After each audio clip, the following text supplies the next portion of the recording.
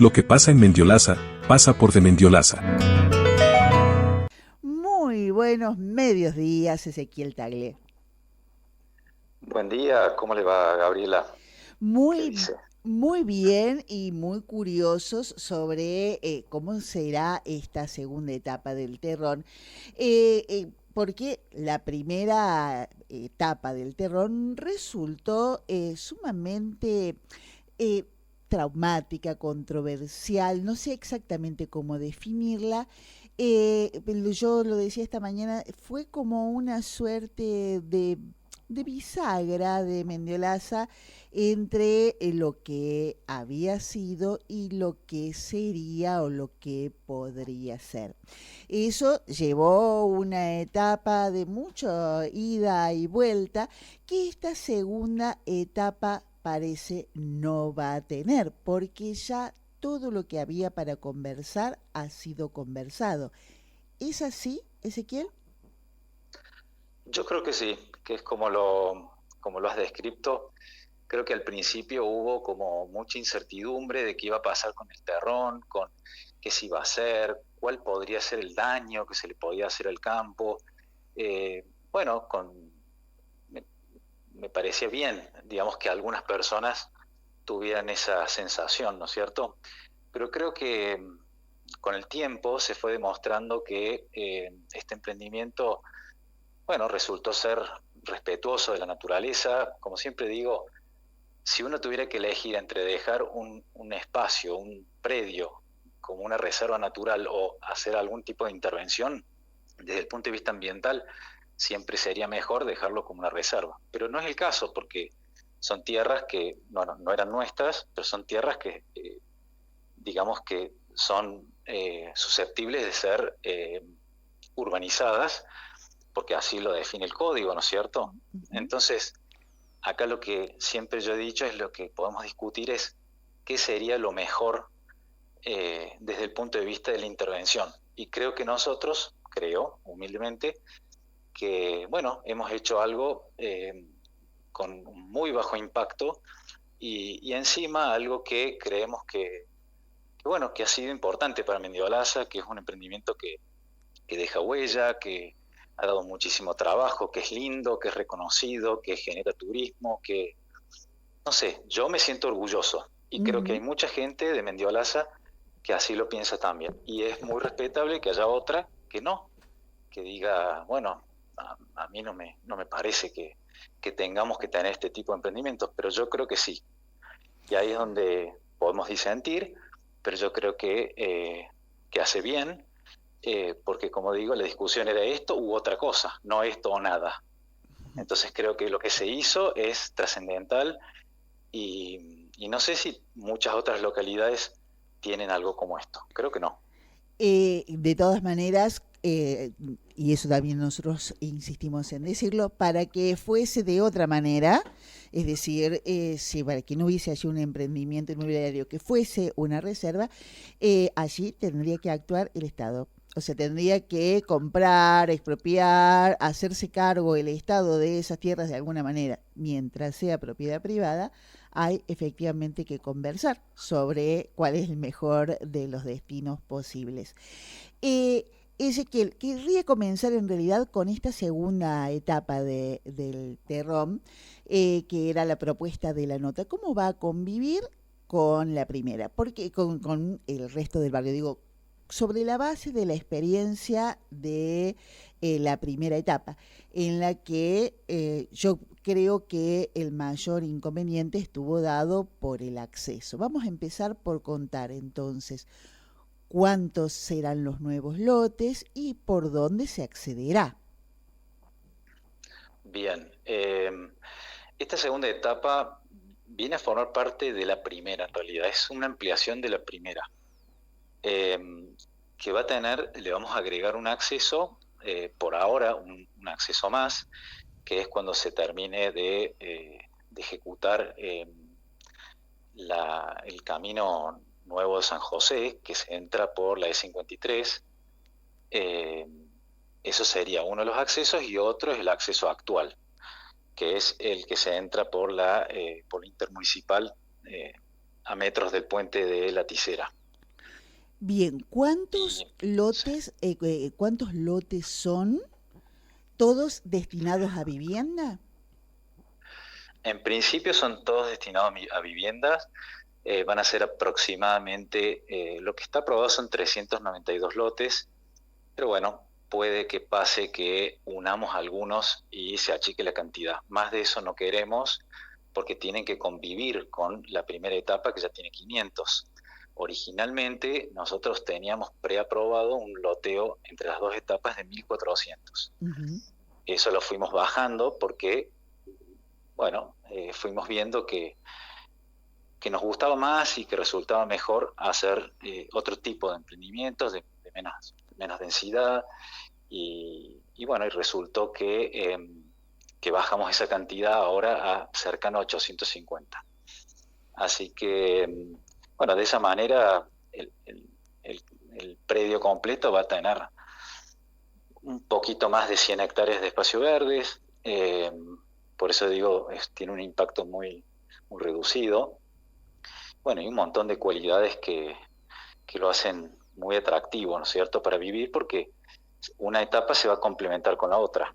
Es decir, la primera le va a dar, va a tener una fuerte impronta con el deporte golf, y tiene algunos otros deportes como tenis y pádel, y la segunda, que son 100 hectáreas, dentro de esas 100 hectáreas hay 27 aproximadamente que son de espacio verde, y en ese espacio verde se va a hacer mucho hincapié en actividades recreativas y deportivas. O sea, se va a complementar con un pequeño club de tenis, un pequeño club de pádel, y después una zona de juegos importante para niños, y un circuito como de unos 5 kilómetros para caminar, correr, salir a pasear por estos espacios. Eso, digamos, puertas adentro, sería la propuesta de la segunda etapa. Entonces la gente de la primera, que no es golfista, por ejemplo, va a poder ir a la segunda etapa a desarrollar todas estas actividades que mencioné hace un ratito. Y después,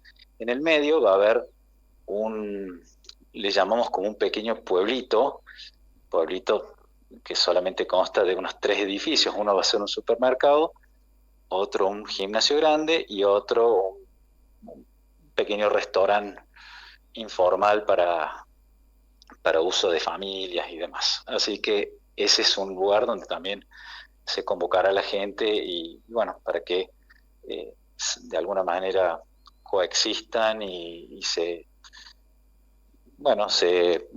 comuniquen.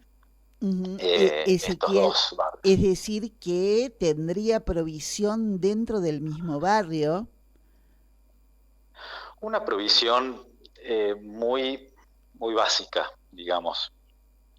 No se olviden que esto van a tener 850 lotes, entonces, bueno, las cuestiones muy básicas, poder salir del apuro, no un supermercado como un Disco, como un Carrefour, no, sino como un pequeño almacén donde uno pueda salir de apuro, de todas las cuestiones básicas que uno pueda tener, no sé, crema de leche, gaseosas, algunas carnes al vacío, algunas cosas básicas. La compra en general se hará en los lugares donde habitualmente la gente va, ¿no es cierto? Bien, Ezequiel, quiero definir claramente. Entonces, los accesos serán por el futuro Camino San José reacondicionado, continuarán siendo por el kilómetro 16, y no habrá nuevas vías de accesos desde hacia el talar.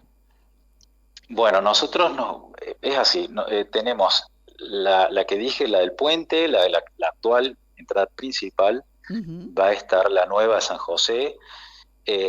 Ojalá se pueda a futuro abrir una sobre el talar, porque hay gente que, quizás circunscribirla a que acceda determinada gente para que no moleste a los vecinos que vivan en las cuadras estas donde uno podría hacer este acceso. Entonces circunscribirlo, por ejemplo, por ahí a empleadas domésticas o a los chicos adolescentes perdón, adolescentes no, ya adultos que van a estudiar, pero necesitan manejarse en ómnibus.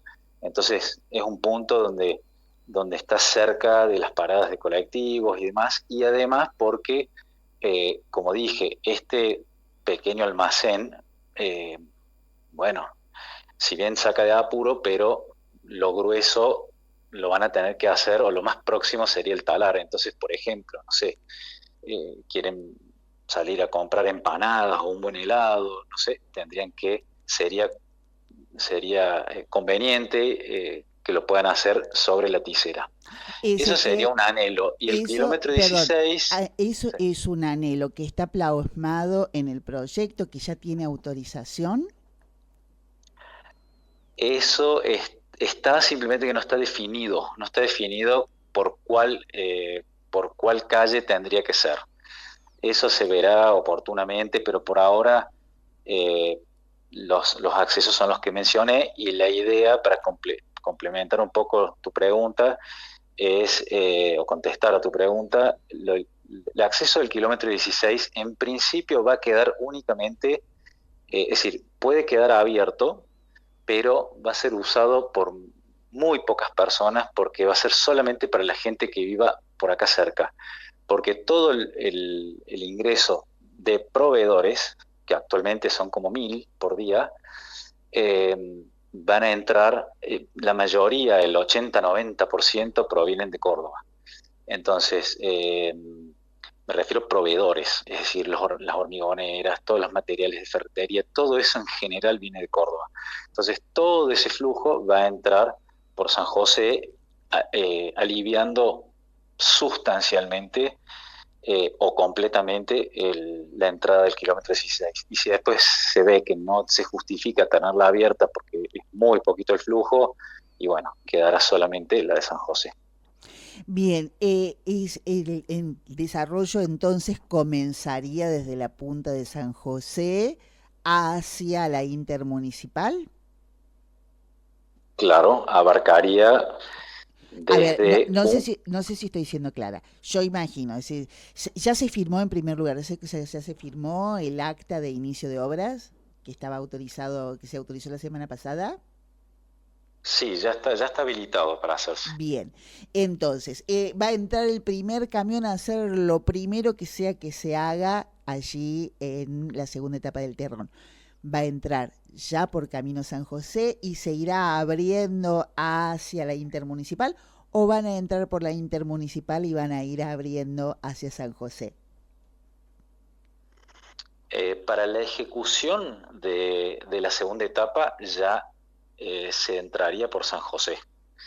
La ejecución de la segunda, porque ya entiendo que la están abriendo, bueno, que existe ya San José y no molesta para nada que la gente que vaya a formar parte de la obra entren por San José. Así que, y como es un pedido de los vecinos del barrio Los Cigarrales, tratar de, bueno, de no incrementar más el flujo, entonces en la medida que se pueda hacer, por supuesto que se hará de esa manera, y apenas esté ese camino ejecutado, bueno, ya empezar a desviar el grueso, que dije antes, de proveedores que ya entren por San José. Y sí, dejar abierto, porque hay mucha gente de Unquillo y de Mendiolaza que trabaja en casas particulares y demás, plomeros, y bueno, esa gente sí que entre, pero estamos hablando de un 10% de lo que hoy es, ¿no es cierto? Bien. Ezequiel, hablemos de las provisiones fundamentales y que siempre es, la primera preocupación es el agua. ¿De dónde se va a proveer de agua esta segunda etapa del Terrón? Bueno, nosotros de dos lugares. Nosotros ya en la primera etapa tenemos ya previsto la doble cañería, está instalada. Es decir, que el consumo de agua potable que nosotros utilizamos es bajo. ¿Por qué? Porque todo el mayor consumo que tiene una casa normalmente no es precisamente del baño o de la cocina, sino, bueno, de lo que uno hace en materia de riego, piletas y demás. Ahí es cuando se dispara el consumo. Y toda esa agua proviene de agua de riego, que es a través de agua subterránea que tenemos acá, ¿no es cierto? Y lo mismo va a suceder en la segunda etapa. ¿De dónde va a provenir? Bueno, sigue proveniendo del acueducto de La Calera a través de los cupos que se otorgaron oportunamente desde la DIPAS, o desde la APRI, perdón, a cada municipio, a partir de la obra que se hizo ya hace unos años, que fue con el objetivo de traer agua desde el San Roque y dejar de usar el de la Quebrada. Así que es el mismo sistema, nada más que nosotros vamos a aportar una cantidad de, bueno, de infraestructura para que sea más eficiente. Por ejemplo, ya con la cooperativa y la municipalidad hemos ejecutado una cañería de 160, es decir, la hemos casi triplicado para eficientizar el agua hacia todo el oeste de Mendiolaza, es decir, Barrio Centro, Q2 y Valle del Sol. Perdón, Ezequiel, cuando decís lo hemos hecho con la cooperativa y la municipalidad, ¿en qué forma participó el emprendimiento del terrón? No, con la compra de los caños. Ujú.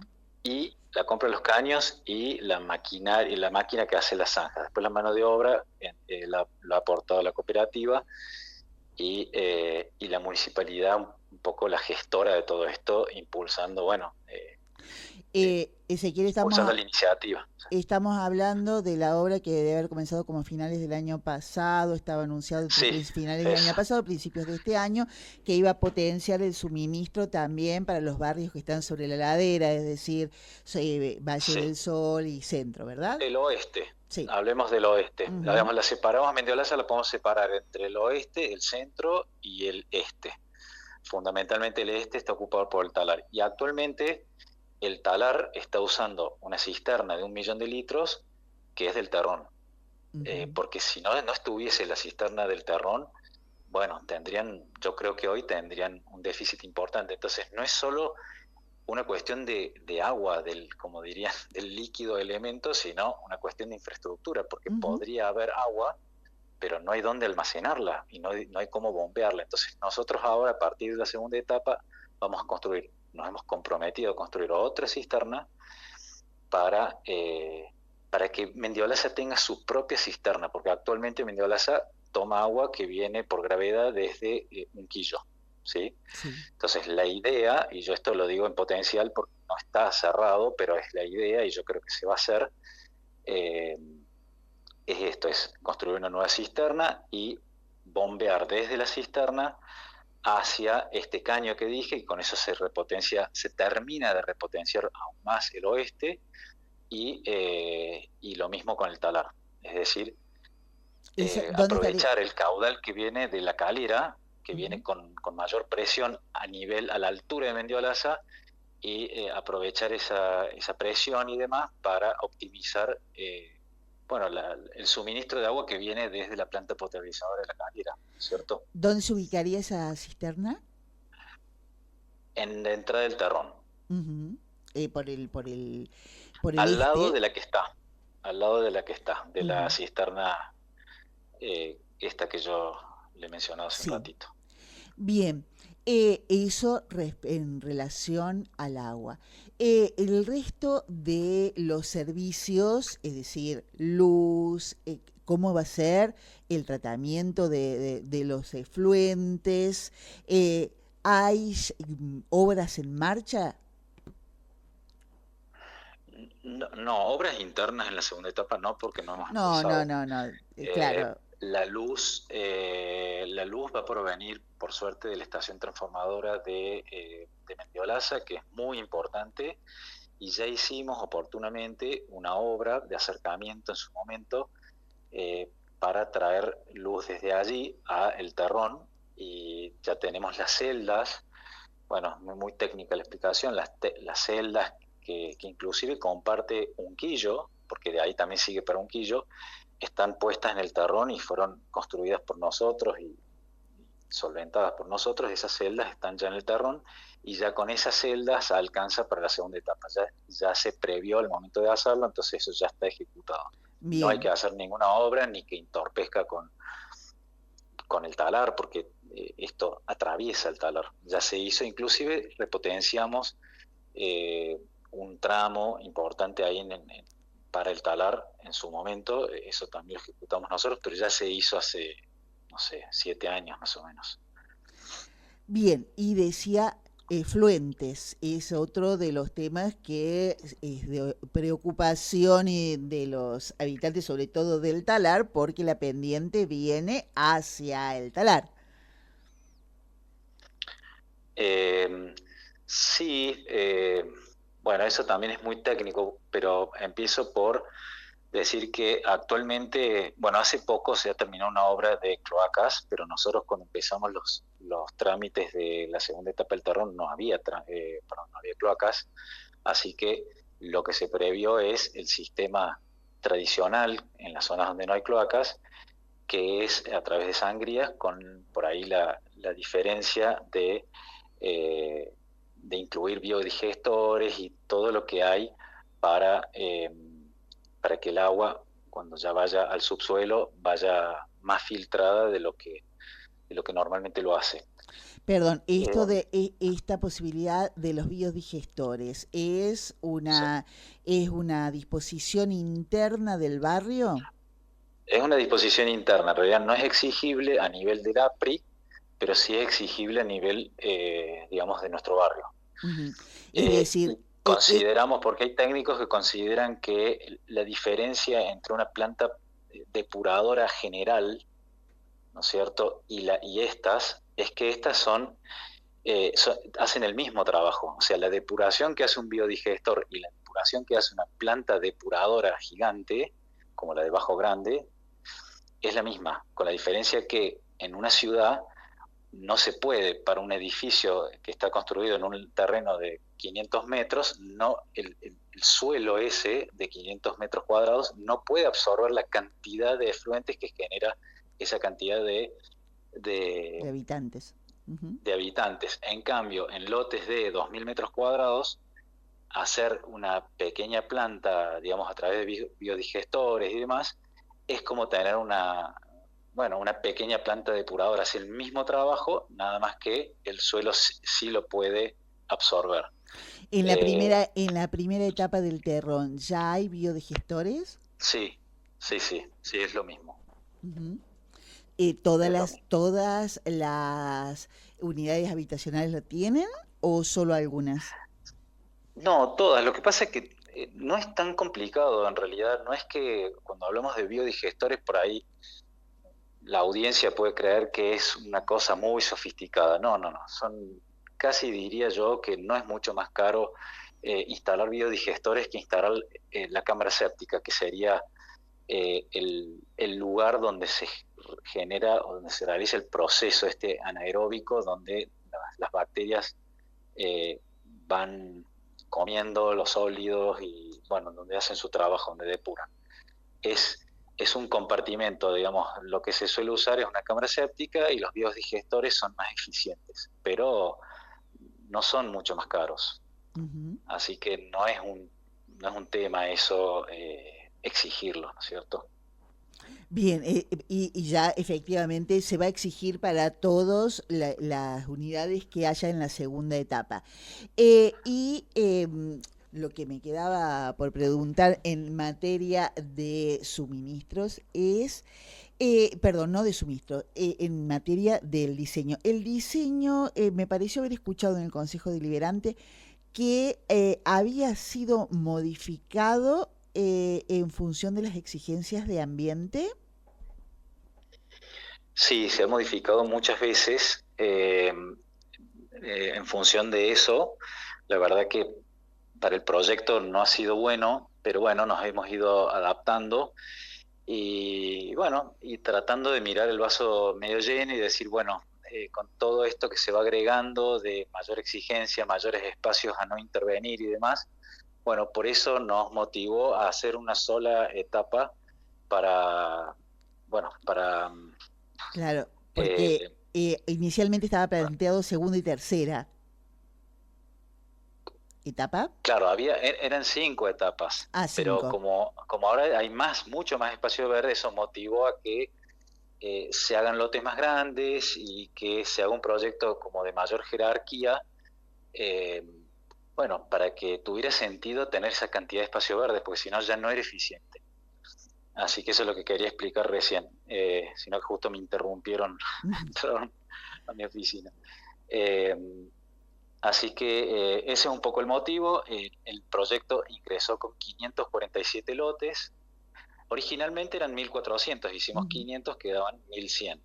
Después hicimos ya la presentación de 547, cuando ya lo pusimos en serio. Y bueno, ya sobre el final redujimos a 392, pero que van a terminar siendo 350 más o menos. Bien, casi como una tercera parte, Sí, sí, ¿sería sí. La verdad que aproximadamente? es de muy bajo impacto y eh, sí, de muy bajo impacto para la tierra. Bien, esa ha sido la mayor de las modificaciones, es la unificación en lotes más grandes o también tuvieron que dejar espacios sin intervenir. Las dos cosas. La exigencia no fue agrandar los lotes de parte de ambiente, no, pero sí agregar nuevos espacios para no intervenir. Eh, Ese es un poco el resumen de todo, ¿no es cierto? Desde el punto de vista de ambiente. Bien, Ezequiel, ahora sí quiero hablar de... Recuerden que nosotros, estamos por la primera etapa, tuvimos la exigencia de esto en el año, hasta el año 2013 eran chacras, es decir, donde se practicaba la ganadería, antiguamente la agricultura, cuando ya no se permitió el uso de agroquímicos, mutó a ganadería, donde se rolaba y eran chacras. Nosotros nos comprometimos a forestarlas, colocamos 185.000 árboles nativos con el compromiso de que cuando se hiciera la segunda etapa se podrían extraer aquellos para la construcción de las calles y las viviendas. Así que eso está en exceso cumplido porque, repito, pusimos 180.000, 185.000. Así que, bueno, como dije al principio de la nota, entre una reserva natural eh, y hacer un desarrollo, siempre desde el punto de vista ambiental, es mejor una reserva. Ahora, desde el punto, si vamos a comparar desarrollos con desarrollos, este desarrollo creo que es ejemplar en ese sentido, y bueno, y por eso creo que también es importante para Mendiolaza, o ha generado, eh, bueno, de alguna manera ha sido para mucha gente trascendental. Eh, ¿Para quiénes ha sido trascendental? Para mucha gente, no solo los que viven acá adentro, sino gente que yo conozco que de alguna manera se sienten orgullosos, que en Mendiolaza se puede asociar a esta cancha de golf, a un lugar que mucha gente de golpe ahora la conoce eh, y vienen acá a hacer turismo y de golpe salen a los restaurantes y la descubrieron como un lugar eh, para visitarnos. Hay gente que puede estar en contra y decir no necesitamos que nos visiten ni necesitamos que coman en ningún lado, pero hay gente que sí, que le gusta ver ese tipo de vida, que tenga ese tipo de vida y nuestra ciudad y que cada vez haya una propuesta mejor que colabore un emprendimiento como este para que otros se plieguen a mejorar distintas propuestas, ¿no es Ujú. cierto? Como digo yo, a hacer cosas de calidad. Hay gente que no la necesita y es respetable, pero hay gente que sí lo necesita y que sí lo valora más que necesitar, que valora que haya cosas lindas, que haya cosas buenas. Acá, no sé, cualquier persona de Mendiolaza puede venir a almorzar al Terrón, a tomar el desayuno, a lo que sea, es decir, es abierto, por lo tanto, habrá un montón que no les interesa, pero hay muchas que sí. Y hay mucha que juega al golf, que no vive en el Terrón y que le gusta tener una cancha de este nivel a metros de su casa. Entonces, eh, esa es un poco las bases de mi respuesta. Ezequiel, sí, lo que podemos decir, y como personas que llevamos muchísimos años ocupados de esta ciudad, es que el Terrón es el primer emprendimiento con objetivo de provocar turismo. Es decir, es lo primero que se realiza en Mendiolaza, que tiene intención desde el principio de ser un atractivo turístico. Mendiolaza no ha tenido una vocación turística jamás. Porque, bueno, se constituyó como se constituyó y además siempre es como que se le pasó esa tortuga por entre las piernas. Nunca esa falta de vocación hizo que nunca se fuese hacia con ese rumbo. Bueno, ahí con el polo gastronómico se hizo un intento de excursionismo, de provocar las visitas, pero algo constituido desde el principio con objetivos turísticos, el Terrón ha sido el primer emprendimiento. Eso es una cosa que a veces escapa cuando uno piensa en la cancha. Y la cancha es una cosa y la segunda etapa es otra, y por eso era que queríamos hablar con detalle sobre la segunda etapa, que tiene otro tipo de incidencia. Yo te agrego algo, no solo eso, es que el Terrón también puede ayudar. A mí me cuesta decirlo porque es medio, no sé, medio vanidoso decirlo, ¿no es cierto? Pero a veces uno necesita algún ejemplo para... Acá hay gente que quiere mejorar, ¿sí? Mejorar en todo sentido. Y el Terrón, nos guste o no nos guste, es un símbolo de mejorar algo, ¿no es cierto? Haciendo algo de calidad. Entonces de ahí puede ser también un punto de partida para mejorar. Por ejemplo, nosotros mejoramos desde el puente nuestro al puente de la Tisera, acomodamos todo, pusimos plantas, pusimos flores, lo mantenemos nosotros, y lo hacemos no porque queremos que el Terrón, ya una cuadra antes, el Terrón se vea lindo, porque no nos hace falta, ya a partir del puente ya se ve lindo, sino para que esto continúe, para que uno se pliegue. ¿Viste cuando el vecino pintó la casa y de golpe la tuya quedó un poquito más o menos? Te dan ganas de pintarla porque estás viendo de golpe, uno ve que puede mejorar. Entonces, en la medida que de las posibilidades, bueno, es una tentación a seguir, digamos, este nivel o esta calidad que puede de alguna manera mostrar el Terrón o ostentar el Terrón, ¿no es cierto? Esa es la idea, ¿no es cierto? Que todo Mendiolaza mejore, ¿no es cierto? Que los dueños de los restaurantes inviertan todo lo que puedan para que sean lindos lugares para ir a comer, para que mejoren sus cartas, para que después los dueños de los locales mejoren sus carteles, mejoren sus fachadas, y que el día de mañana también se puedan mejorar las veredas, se puedan enterrar los cables, se pueda construir la identidad de Mendiolaza, porque Mendiolaza tiene algo fabuloso que no lo tienen otras ciudades, que tiene un centrito, y ese centrito no puede ampliarse, porque ya está rodeado de lo residencial. Villa Allende es una ciudad enorme, es bárbara, pero es una ciudad. Mendiolaza va a ser un pueblo, y si uno le sigue dando ese carácter de pueblo, mejorando el centrito, como digo yo, pavimentándolo con adoquines, poniéndole lindos faroles, poniéndole un tipo de árbol, o dos tipos de árboles, pero generando una buena identidad, y ahí vamos para arriba, ¿viste? Vamos para adelante, vamos para arriba, que sea un orgullo, que sea una satisfacción entrar desde el puente de Villa Allende a Mendiolaza, y empezar a ver algo distinto, que no hace falta tantísima plata, es simplemente poder tener una hoja de ruta, y yo creo que el Terrón simboliza o significa un poco eso, y lo digo con toda humildad, no parece, pero lo digo con toda humildad. Así que por eso siempre nos ofrecemos a colaborar en lo que sea, porque vivimos acá y porque la sentimos así. Ezequiel, ojalá así sea para quienes así lo deseen.